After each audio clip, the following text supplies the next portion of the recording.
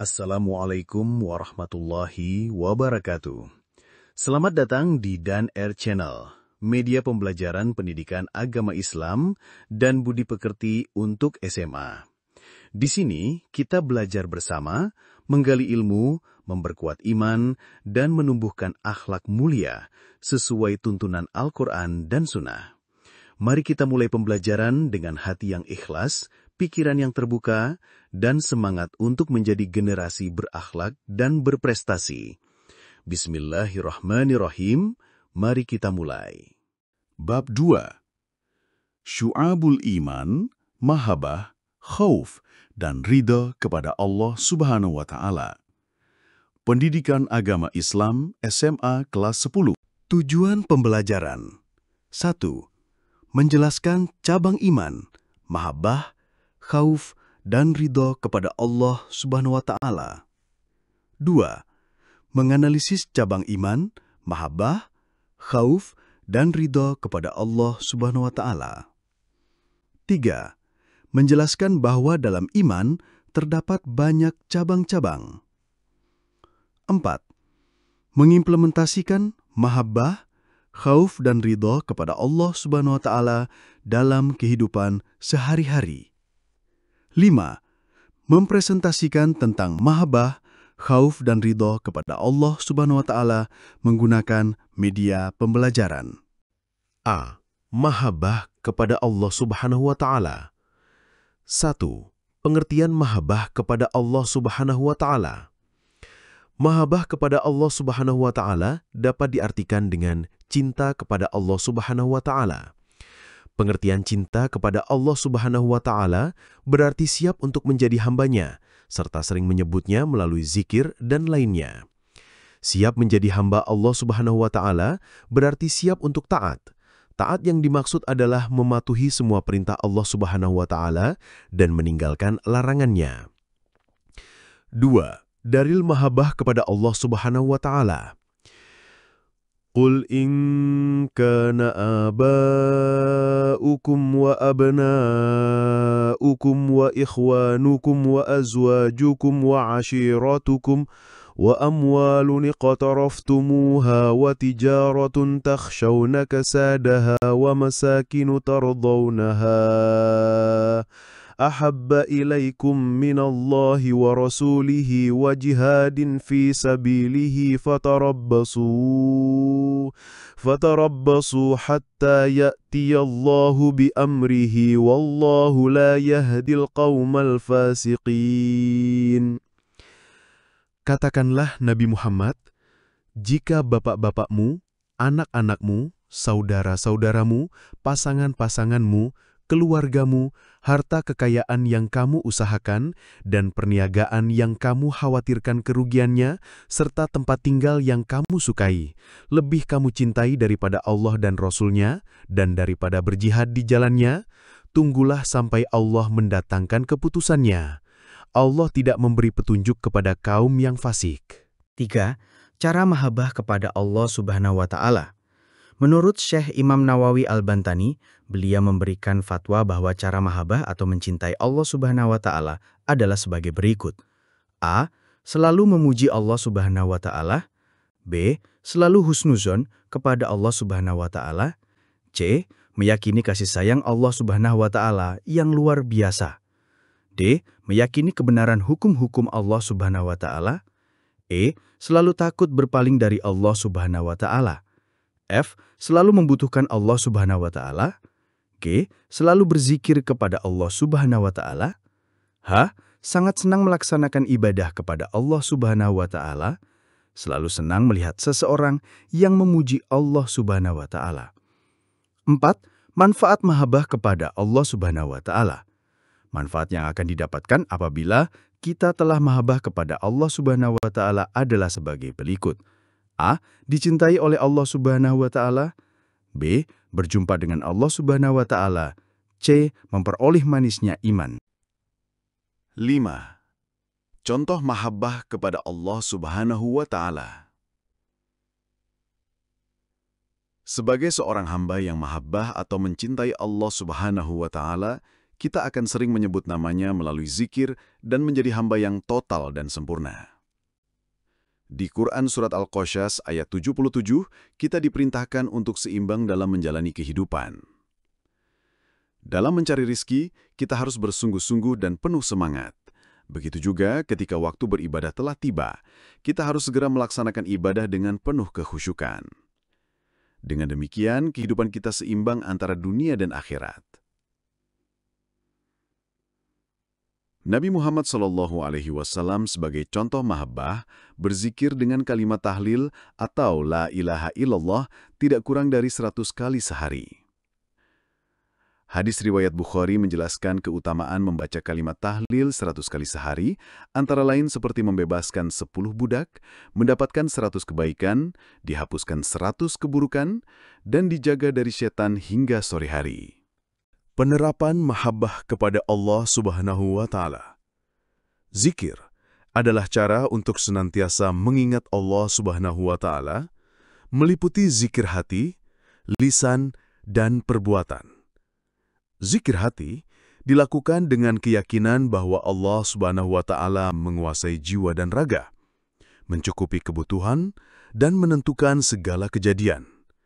Hal ini menumbuhkan rasa syukur dan istighfar. Zikir lisan, mengucapkan kalimat-kalimat thayyibah agar lisan selalu basah dengan nama Allah.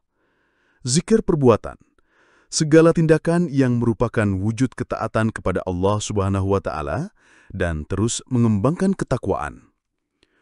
Penerapan kebuan kepada Allah Subhanahu wa Ta'ala yang bisa diterapkan oleh pelajar antara lain berzikir selama perjalanan ke sekolah, saat beristirahat, dan dalam perjalanan pulang, baik di dalam hati maupun lisan. B.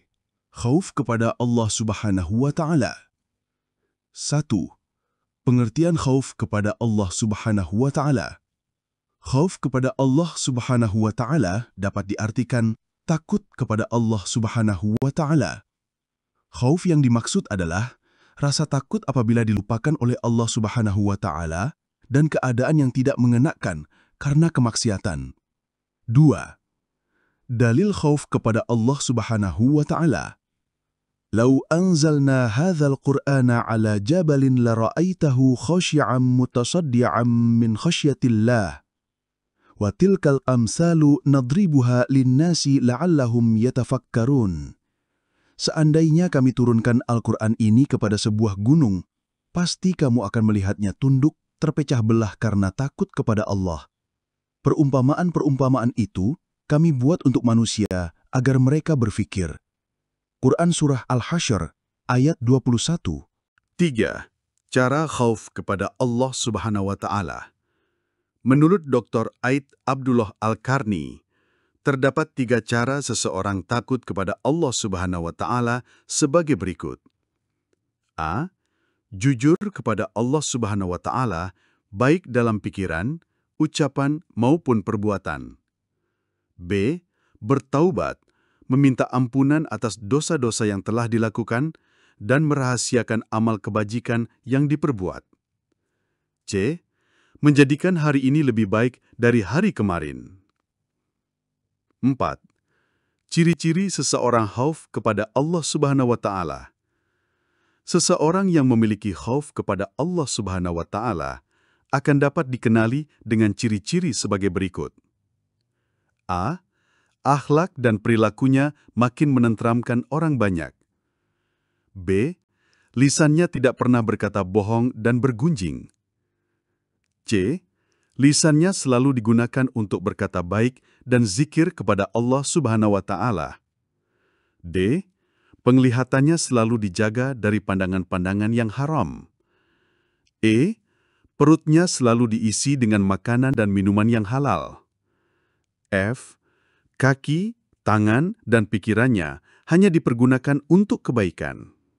5. Manfaat khauf kepada Allah Subhanahu wa Ta'ala.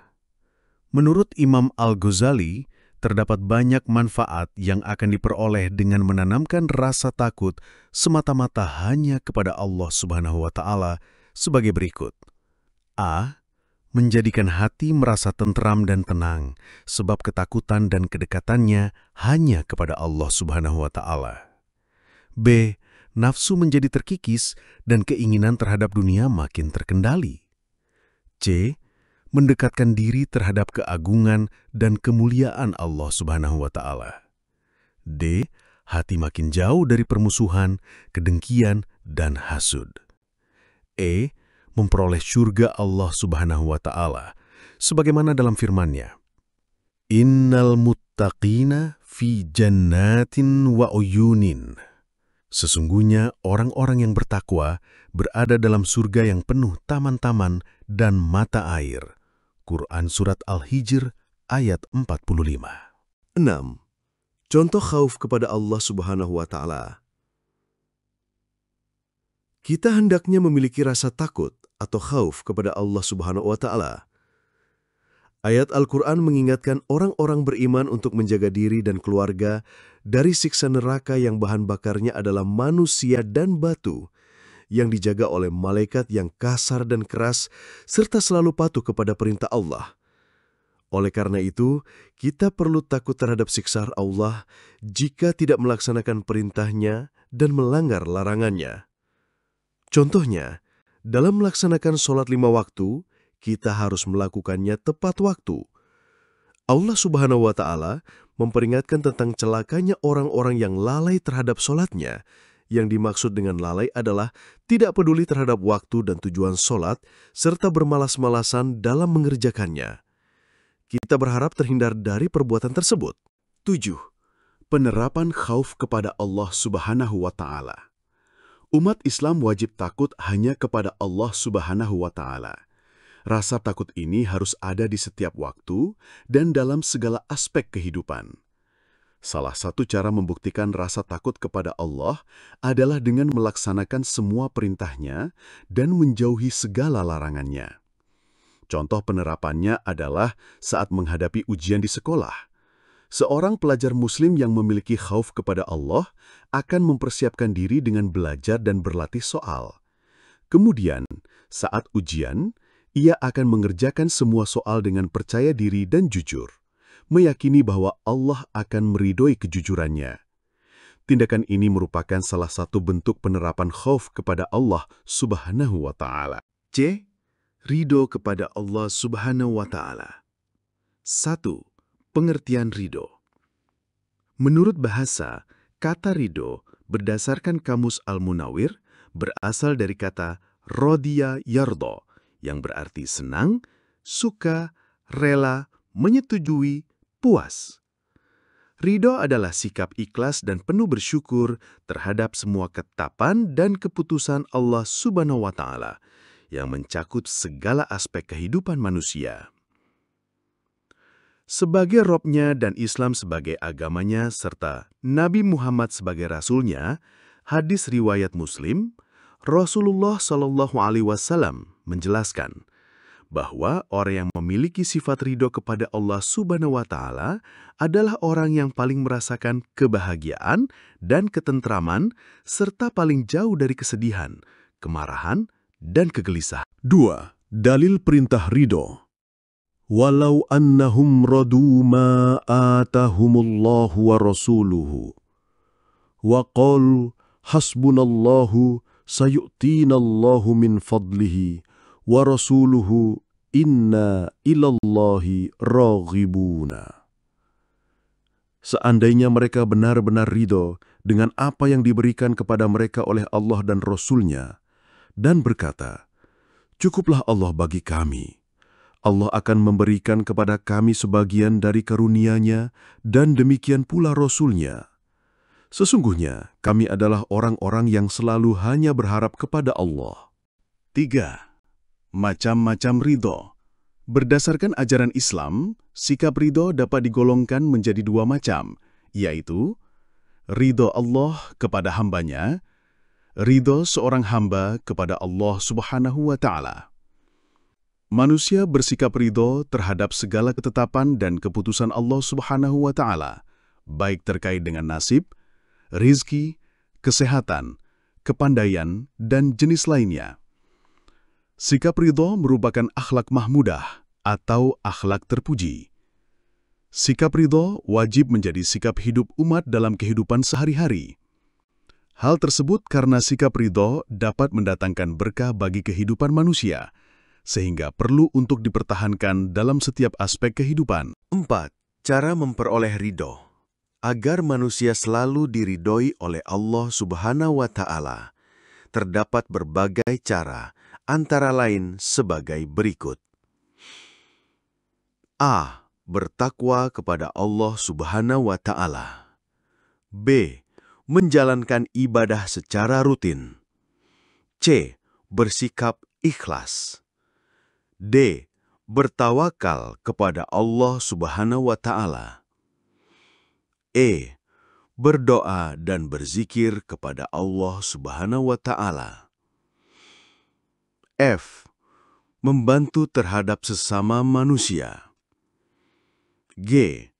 Bersikap sabar. H. Bertaubat dengan sungguh-sungguh. 5. Ciri-ciri sikap ridho. Seseorang yang bersikap ridho kepada Allah Subhanahu wa Ta'ala dalam kehidupan sehari-hari dapat diketahui melalui ciri-ciri berikut. A. Ikhlas. B. Senantiasa menerima dan tidak mengeluh. C. Selalu bersyukur kepada Allah Subhanahu wa Ta'ala. 6. Cara menumbuhkan sikap ridho. Sikap ridho dapat diupayakan oleh manusia melalui usaha tertentu. Adapun cara menumbuhkan sikap ridho antara lain sebagai berikut. A. Menerima pemberian Allah Subhanahu wa Ta'ala dengan senang hati. B. Bersyukur terhadap nikmat dari Allah Subhanahu wa Ta'ala. C. Selalu bertawakal kepada Allah Subhanahu wa Ta'ala setelah berusaha secara maksimal. 7. Manfaat atau keutamaan sikap ridho. Umat Islam yang bersikap ridho kepada Allah Subhanahu wa Ta'ala secara terus-menerus dapat mendatangkan manfaat atau keutamaan tertentu. Antara lain sebagai berikut. A. Dapat menumbuhkan kelapangan dan kegembiraan terhadap pemberian Allah Subhanahu wa Ta'ala. B. Dapat membebaskan diri dari kesedihan, kesengsaraan, dan kesukaran hati. C. Dapat menjauhkan kebimbangan dan kegundahan hati. D. Dapat membukakan pintu keselamatan dari permusuhan, penipuan, dan kedengkian. E. Dapat menguatkan keyakinan terhadap ketentuan, takdir, hukum, dan ilmunya. F. Dapat menghapuskan sikap ragu dan mudah terkena bisikan syaitan. G. Dapat menumbuhkan rasa syukur. Terima kasih telah menyimak pembelajaran pendidikan agama Islam dan budi pekerti bersama Dan R Channel. Semoga materi yang disampaikan bermanfaat, menambah ilmu, dan menguatkan iman kita. Jangan lupa dukung terus channel ini dengan cara like, share, dan subscribe, agar kami dapat terus menghadirkan konten pembelajaran yang inspiratif dan bermanfaat. Sampai jumpa di video pembelajaran berikutnya. Wassalamualaikum warahmatullahi wabarakatuh.